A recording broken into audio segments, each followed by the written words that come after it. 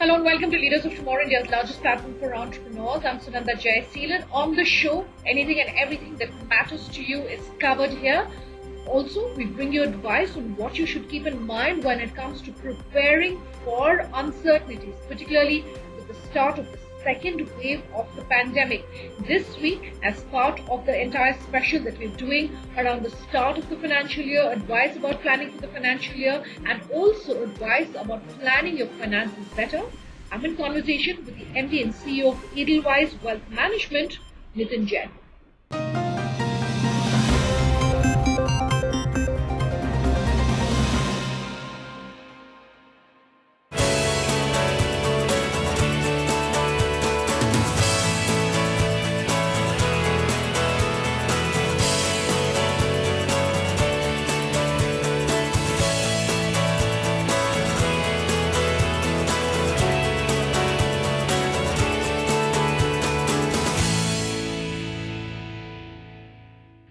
Nitin, thanks so much for joining us here on the show. This segment that we do every Tuesday at 10:30 p.m. on ET Now on Leaders of Tomorrow is to bring India's best financial minds live to our viewers to talk about what they should do when it comes to managing their money right. So it's really good that you could join us today to give us your personal experience and your personal examples and your advice really for entrepreneurs watching today's conversation. I want to start off by first talking about your own personal history and journey. What could you tell our viewers? Thank you, Sunanda, for having me. I think God's been quite kind so that I have got an opportunity to work in an industry that I've been passionate about from a very early part in my life.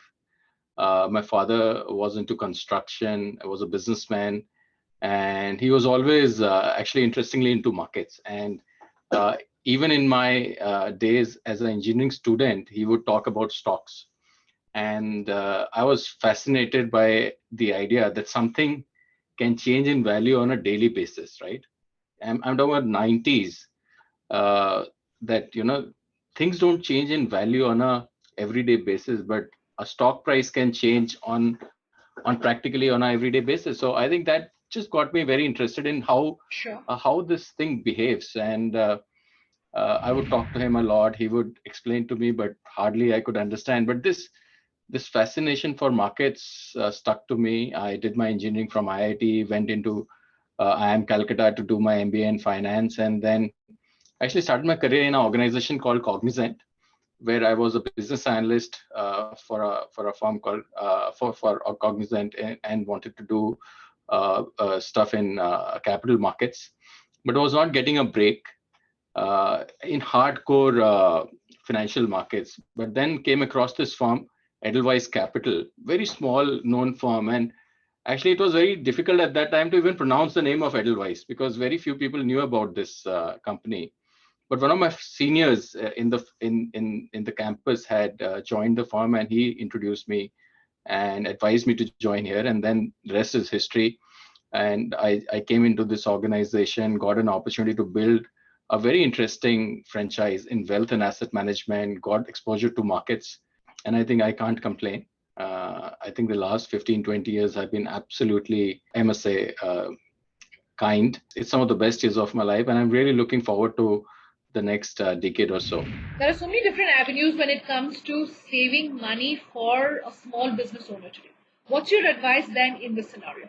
No, I think at a very fundamental level, Sunanda, wealth management is a practice of advising clients around their own personal financial plans, right? And hence there can be no one size that fits all, right? So you have to understand what is it exactly that the client is looking for in terms of he can be looking for solutions around wealth preservation. He can be looking for solutions around wealth growth in his wealth, right?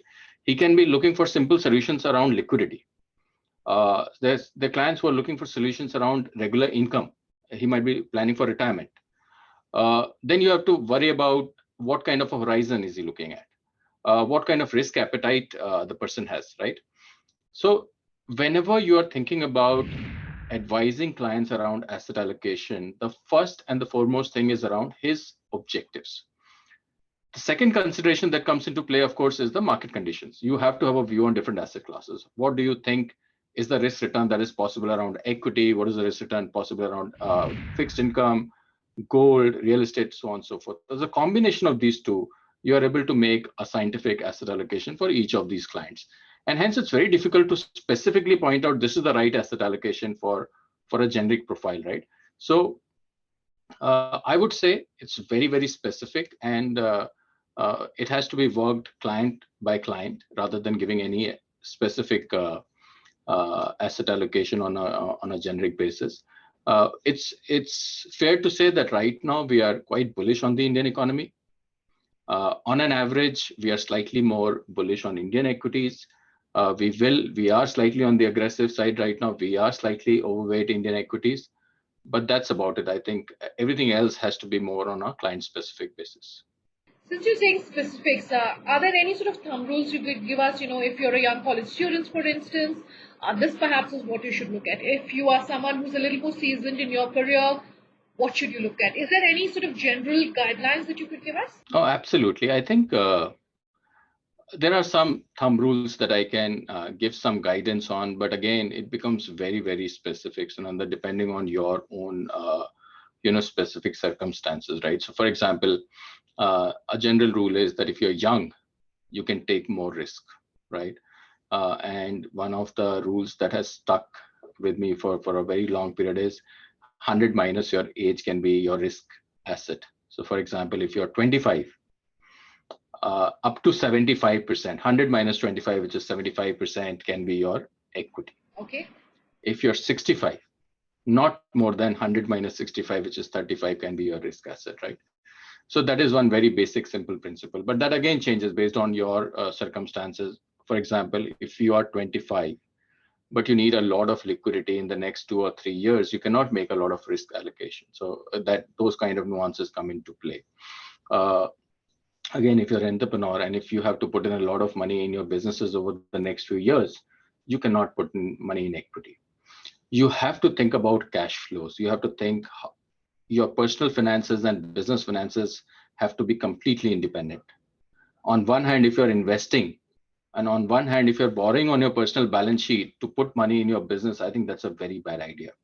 And I've seen so many entrepreneurs making that mistake, that they're investing in their personal capacity, and on the other hand, they're borrowing and investing in the businesses. I think so. Thinking about asset allocation on a holistic basis is very important, especially if you're a business family, especially if you're an entrepreneur, especially if you're starting off on a business. If you're a salaried individual, actually it becomes a lot easier because you have certainty of cash flows over a period of time at a young age. I want to talk about specific asset classes.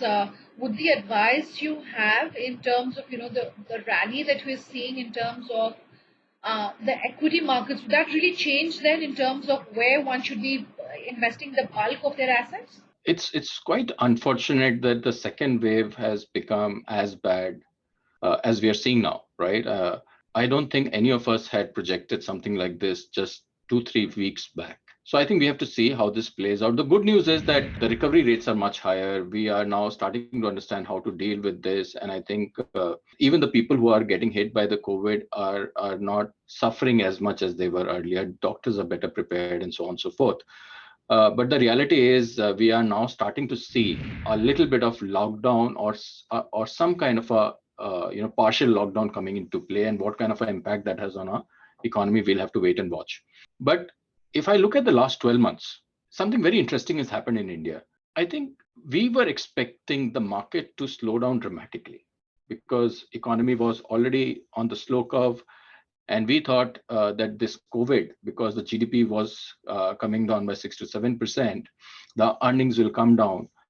And I think over a period of time, we will see a very slow recovery. What has happened though is this year, interestingly, Nifty is going to show earnings growth of around 15% over last year.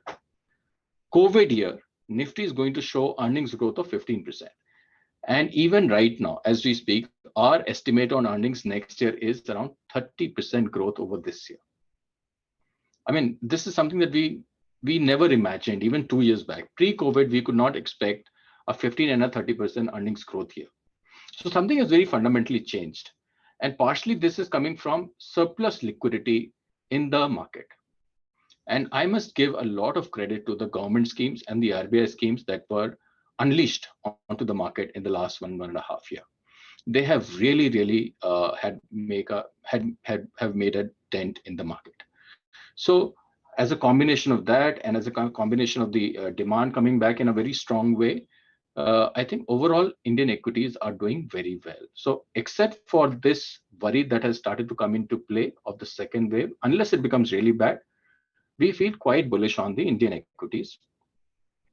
Markets are slightly overvalued, and hence we feel a 5-10% correction is not a bad outcome. And at that point, I think markets will become extremely attractive from a 5 to 10 year point of view. So we are bullish on Indian equities. Okay. Fixed income, on the other hand, I think we see a little bit of a risk now because the duration, given the fact that we are seeing interest rates go up in US, we are seeing a little bit of a tussle in the bond market in India because there's a lot of supply coming in on the long term. We would be cautious on the duration side in India, and we would rather advise to go long credit in the short term. So there are a lot of opportunities on 3-year, 4-year corporate bond papers and some nice, interesting debt funds that have come up. So those are the plays that one can look at in the fixed income opportunities. One asset class that we naturally like is the residential real estate. We think as a combination of low interest rate, inflation coming back slowly, and long-term underperformance of residential real estate, I think that has created a very solid foundation for residential real estate to come back in a meaningful way. Nitin, I have to take a quick break on that note. We're back in just a moment.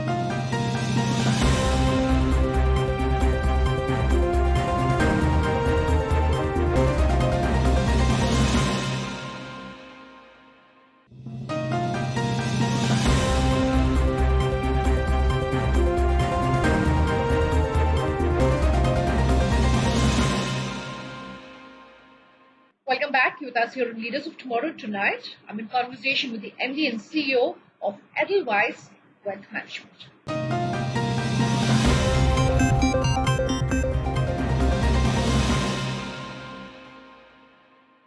You were speaking of earnings growth and that India is definitely, the domestic market definitely looking good.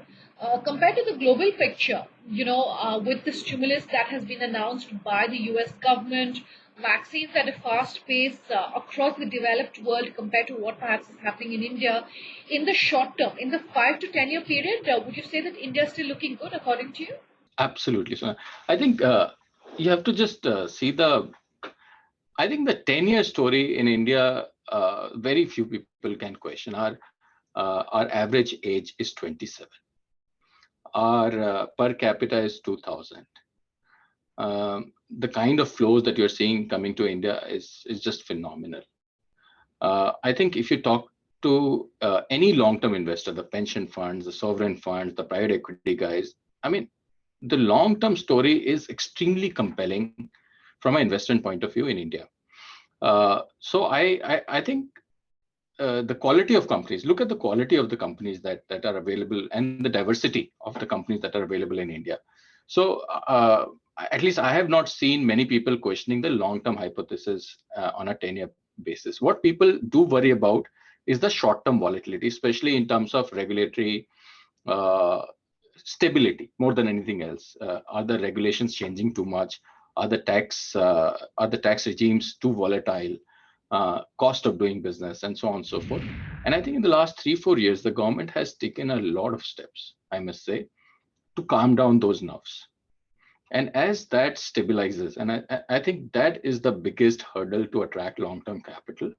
My sense is over the next 3-4 years, you will see a lot of long-term capital chasing Indian assets. For me, that will be the biggest driver of growth in India. Since you're saying companies, which sectors, which companies are looking good? Anything you can tell us? So it's very difficult for me to specifically point out companies, but I can give a host of ideas, right, in terms of sectors and specific, should I say, areas rather than companies. So, for example, consumers continue to be our favorite, right? look at the demand, how the demand has grown over the last 1 year. Across the board, I think people are absolutely surprised by the growth in consumption, both rural and urban, right? So there are so many ideas in that. So whether it will grow at 8%, whether it will grow at 12% in terms of sales growth. So profit growth, of course, will be significantly higher. Look at insurance as a sector, whether it is life insurance, whether it is general insurance, massive growth potential for the next 10, 15 years. And may I say, wealth management, asset management, massive penetration opportunity in India. We can talk about automation, industrial automation, massive opportunity. We can talk about even infrastructure. I think infrastructure is one of the areas which people have historically not made money in, but I think companies in power, companies in cement, a lot of these companies over a period of time will do extremely well now because inflation is starting to come back and people have figured out various business models which are better governed, which are less capital intensive with the advent of REITs, InvITs, etc. I think now there is a way in which shareholders of these companies can actually make high ROCE and create more value for the companies. So across sectors, whether it is consumption, infrastructure, technology, sure, massive growth. I mean, every quarter you are getting surprised by the numbers that large companies like TCS, Infosys are delivering to the street, right? So I mean, it's just bizarre. These large companies are surprising you on earnings every quarter. These are so well discovered companies, but people are still getting positively surprised by the earnings. So massive opportunities. I want to go back to my earlier question in asset classes, real estate and gold. Your advice on that? Yeah, we always advise our customers to have certain allocation in gold, Sunanda, because more than anything else, gold continues to be a hedge in your portfolio for two things, right? One is, of course, in any interest rate regime, which is real interest rate negative and interest rates are generally low, gold tends to do very well. And we don't see that regime changing dramatically over the next 5-10 years. I'm talking globally, I'm not talking about India. And hence, being long on gold is a good thing. Second, I think in an emerging market like India, where currencies are quite volatile, okay, if for some reason, if something was to go wrong with the currency, this is your ultimate hedge, right? So gold in rupee terms can always protect you against any meaningful depreciation of the currency. Well, that's the best way of hedging yourself against anything going wrong with the country's economy. So that's the second reason for going long on the gold. So not for specifically making meaningful returns on gold. We think you should not expect to make more than 6, 7, 8% on gold. But having gold in your portfolio is an important thing as an hedge against an extreme situation from a portfolio perspective. Real estate, as I said, I think we continue to stay bullish, especially on the residential side for the set of reasons that I mentioned earlier. We are not as sanguine, let's say, on the commercial real estate. You and I are talking right now, sitting, doing virtual conferences. 10% of our team is in office right now. And I don't see that changing dramatically. We have already given up 25-30% of our office capacity. And it's quite likely that we might give up another 25%. And I see this as a trend, which is here to stay. And hence, structurally, we think there are more productivity gains to be had from work from home. And a new paradigm is emerging. And hence, there might be pressure on the commercial real estate. And it has also had a great run over the last 10 years. So we feel that commercial real estate, you might see some pressure. And even in that area, there's some absolutely beautiful assets which will continue to do well. But on an average, we don't feel very good about commercial real estate. But the residential, which has been on a downturn and the demand supply is changing, home loan rates have come down dramatically. We think this is the best time to go long residential. So that's our view. 8 to 10% in gold. Start to look positively on the residential real estate. Don't go overboard on commercial. That would be our advice. All right, Nitin. Thanks for your time. Thank you. Completely out of time in this episode of Leaders of Tomorrow. If you have any wealth manager that you want to see featured here on the Leaders of Tomorrow, do get in touch. Our contact details is up on your screens as we speak. If you have any questions for any of these wealth managers, do send them across to us. We promise to connect you. Thanks for watching. Have a good night.